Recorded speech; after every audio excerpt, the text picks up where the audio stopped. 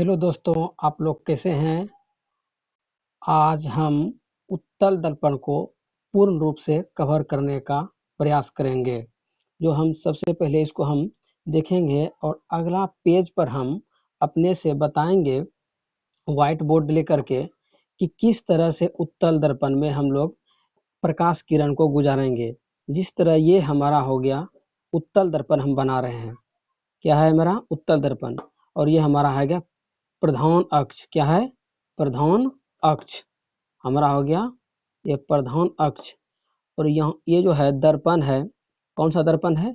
उत्तल दर्पण है। क्या है? उत्तल दर्पण। और यहाँ जो है रजरित क्या हुआ भाग, क्या है? ये वाला भाग है हमारा रजरित क्या हुआ, रंगा हुआ है। और ये इस बायां साइड जो है, बायां साइड में परावर्तक सतह है। क्या है? हमारा परावर्तक सतह है। हम किसी भी वस्तु को दर्पण के बाईं ओर रखते हैं। क्या करते हैं? बाईं ओर। अगर हमारा वस्तु है तो हम यहाँ पर रखेंगे। क्या करेंगे?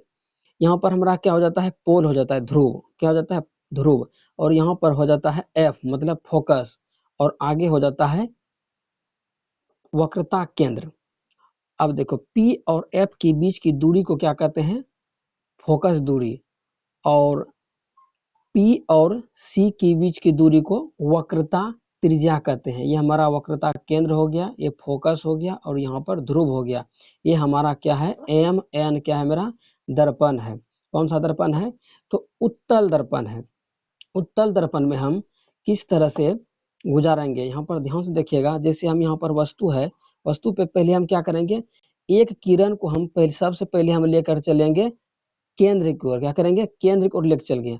और दूसरा जो क्या करेंगे किरण को, ये जो है प्रधान अक्ष है, प्रधान अक्ष के समांतर लेके जाना है। क्या करना है? प्रधान अक्ष के समांतर लेके जाना है। लेकिन यह होता क्या है? उत्तल दर्पण होने के कारण ये जो है ना, वो क्या हो जाता है? परावर्तित हो जाता है। क्या होता है? बाईं ओर ही परावर्तित हो जाता है, ये नहीं जाता आगे। इसको क्या करते हैं हम? डॉट डॉट करके क्या करेंगे? फोकस पर मिला देंगे। कहाँ पर मिला देंगे? फोकस पर।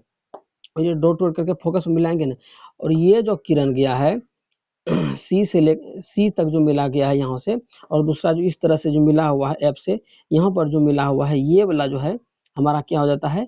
प्रतिबिंब बन जाता है, मतलब फोटो बन जाता है। और यहाँ जो है मेरा ए और बी, ये वाला जो है हमारा हो जाता है फोटो अति वस्तु हो जाता है, और यहाँ पर फोटो बन जाता है।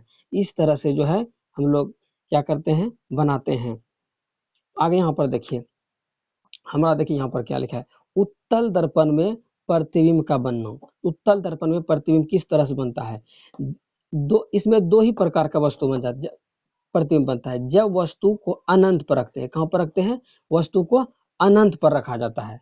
वस्तु को अनंत पर रखा जाता है। तो ये हमारा क्या हो गया? मेरा ये दर्पण है। क्या है? मेरा दर्पण है। और इधर जो है दायां साइड जो है रजरित किया हुआ है। क्या है? रजरित किया हुआ है। दायां साइड क्या हुआ है? रजरित किया हुआ है, मतलब रंगा हुआ है, रंगा हुआ भाग है। और ये वाला लाइन जो हमारा है प्रधान अक्ष है। क्या है? प्रधान अक्ष। प्रधान प्रधान अक्ष है। क्या है मेरा? प्रधान अक्ष है। प्रधान अक्ष। यहाँ देखिए, ये हमारा क्या है? केंद्र है, वक्रता केंद्र है, और यहाँ पर फोकस है, और यह हमारा ध्रुव है, मतलब पी है। अब यहाँ पर जो हम प्रधान अक्ष के समांतर अगर हम प्रकाश किरण को ले जाते हैं दर्पण सीधा में, तो क्या होता है? यह इस तरह से परावर्तित हो जाता है, बाईं ओर ही परावर्तित हो जाता है। और यहाँ पर भी नीचे वाला देखिए, यहाँ पर भी हम प्रकाश को क्या करते हैं? प्रधान अक्ष के समांतर गुजारते हैं, तो ये क्या दर्पण से टकराकर इधर ही मुड़ जाती है। लेकिन आगे चलकर देखिए, ये इधर आगे जाएगा, ये इधर जाएगा, तो कभी तो मिलेगा नहीं। इसीलिए क्या करते हैं? इसको डॉट डॉट करके पीछे की ओर ले जाते हैं। डॉट डॉट करके हम पीछे की ओर ले जाते हैं। यहाँ पर देखते हैं फोकस पर मिल जाता है। कहाँ पर मिल जाता है? फोकस पर मिलता है। क्या होता है? फोकस पर मिलता है।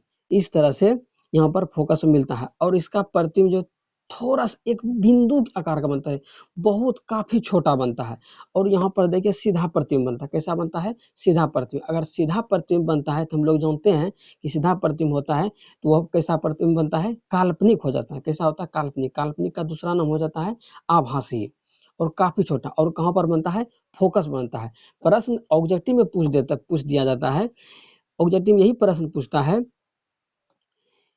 कि यदि उत्तल दर्पण में वस्तु को अनंत पर रखा जाता है तो उसका प्रतिबिंब कहाँ बनता है। तो याद रखना है आपको, कहाँ पर बनता है, फोकस पर बनता है। और कैसा प्रतिबिंब बनता है, सीधा बनता है और छोटा सा बनता है, बहुत छोटा। ये कैसा बनता है, सीधा बनता है, काल्पनिक होता है और काफी छोटा होता है, एकदम बिंदु का आकार का होता है। और कहाँ पर बनता है, फोकस पर बनता है।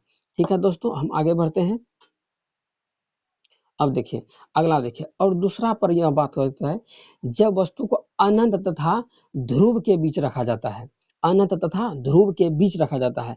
यहाँ पर देखिए ये हमारा क्या है, ये हमारा हो गया, ये हमारा हो गया ए बी, क्या है मेरा, वस्तु है। क्या है, वस्तु। हम क्या बोले थे, वस्तु से दूसरा बात, यहाँ पर ए से लेकर क्या करेंगे, सी की ओर ले जाएंगे, सी की ओर। लेकिन यहाँ पर जो जाता आता है तो सी की ओर मिलाते हैं तो क्या होता है, यहाँ पर आगे नहीं जाता है, क्या होता है, आगे नहीं जाता है, यहाँ इधर से क्या हो जाता है, घूर जाता है, क्या होता है, टकरा कर लौट जाता है बाईं ओर ही। लेकिन इसको क्या करते हैं, डॉट डॉट के रूप में क्या करते हैं, dot dot dot dot dot dot के रूप में सी तक ले जाते हैं, क्या करते हैं, सी तक लेकर जाते हैं। दूसरा क्या होता है, ये हमारा प्रधान अक्ष है। क्या है मेरा, प्रधान अक्ष।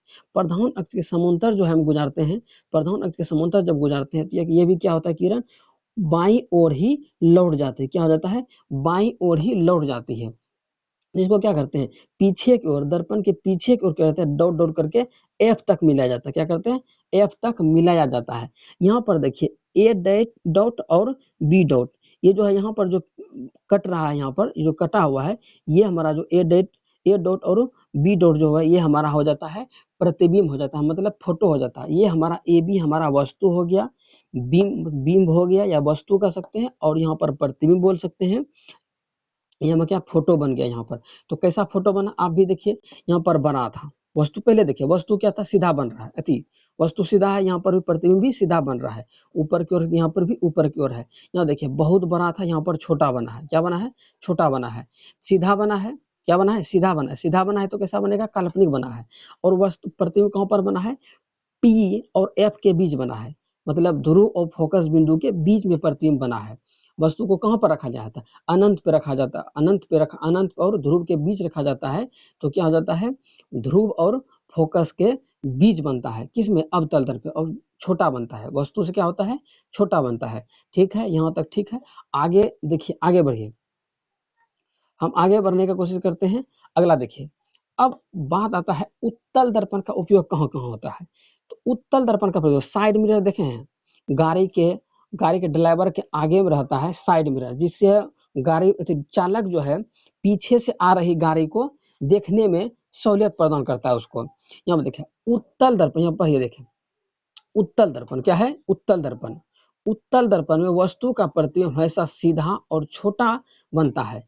इसीलिए इस दर्पण का उपयोग पीछे से आ रही यातायात मतलब गाड़ी को देखने के लिए कारों, ट्रकों और मोटर साइकिलों में साइड मिरर के रूप में किया जाता है। किसके रूप में जाता है, साइड मिरर के रूप में, साइड मिरर के रूप में किया जाता है इसका प्रयोग। यहाँ पर देखिए ये हमारा क्या है, साइड मिरर के रूप में दर्पण है। कौन सा दर्पण है, ध्यान देखिए कौन सा दर्पण दिया हुआ है, ये हमारा हो जाता है, कौन सा दर्पण है, उत्तल दर्पण है, उत्तल दर्पण। यहाँ पर प्रश्न ऑब्जेक्टिव में पूछ दिया जाता है कि गाड़ी के साइड मिरर में कौन सा दर्पण का उपयोग किया जाता है। तो याद रखना है उत्तल दर्पण का प्रयोग किया जाता है। अब प्रश्न आगे कभी कभी यह भी पूछ दिया जाता है कि उत्तल दर्पण का प्रयोग क्यों किया जाता है साइड मिरर में, गाड़ी के साइड मिरर में उत्तल दर्पण का प्रयोग क्यों किया जाता है।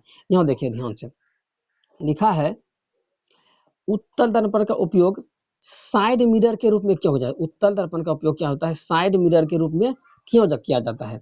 यहाँ देखिए गाड़ी में साइड मिरर के रूप में उत्तल दर्पण का प्रयोग किया जाता है, क्योंकि इस दर्पण में किसी वस्तु का प्रतिबिंब क्या होता है, छोटा और सीधा बनता है, जिससे गाड़ी चालक को पीछे से आ रही यातायात को देखने में आसानी होती है। और किसी भी वस्तु का जो है पूरी लंबाई का प्रतिबिंब, किसी वस्तु क्या होता है, प्रतिबिंब जो होता है बनाना केवल जो है ना उत्तल दर्पण में ही संभव है, पूर्ण रूप से दिखाई देता है। जैसे कोई बड़ा वस्तु है उसको छोटा आकार करके कौन सा दर्पण दिखाता है, उत्तल दर्पण दिखाता है। और इस दर्पण में चालक को पूरे दृश्य की चौड़ाई दिखता है, इसलिए जो है ना, इसलिए गाड़ी में साइड मिरर के रूप में क्या होता है, उत्तल दर्पण का प्रयोग किया जाता है। ठीक है, यहाँ तक रहने देते हैं दोस्तों, आगे की क्लास जारी रखेंगे। जय हिंद, जय भारत। अगर आपको ये वीडियो अच्छा लगता है तो आप सब्सक्राइब कर लीजिए, बेल आइकन दबा दीजिए, ताकि हम कोई भी वीडियो, किसी प्रकार का वीडियो हम डालते हैं तो आपके पास पहुँच सके। जय हिंद, जय भारत।